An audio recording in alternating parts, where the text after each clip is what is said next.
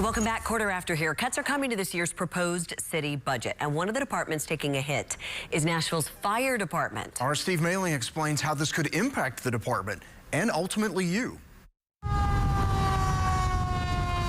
Responding to over 160,000 incidents in 2025, Nashville Fire Chief William Swan says his department sees it all. We're not just a fire department, but we're all hazards department, because there's nothing that goes on in this city where the Nashville Fire Department is not involved in it. The latest proposed budget would cut the fire department's chunk by hundreds of thousands of dollars at a time where city growth is placing additional strain on emergency services. We've been growing as a city pretty significantly. That means there's a lot of additional structures that weren't here 20 years ago. Chief Swan says he knows this year is a tough budget year and that costs continue to go up. But he also knows the department hasn't had a new fire station since 2003, while Nashville since 2003 has gained nearly 300,000 estimated new residents. We need more stations and we need more personnel.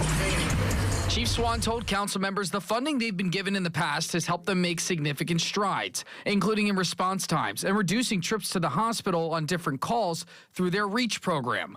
All in all, they requested nearly $22 million this year to address needs. They've only been given nearly $4 million.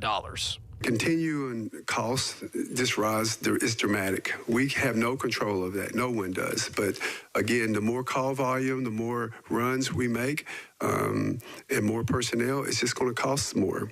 The fire department said they would not comment further on proposed numbers until the budget is finalized. For WSMV4, I'm Steve Mailing.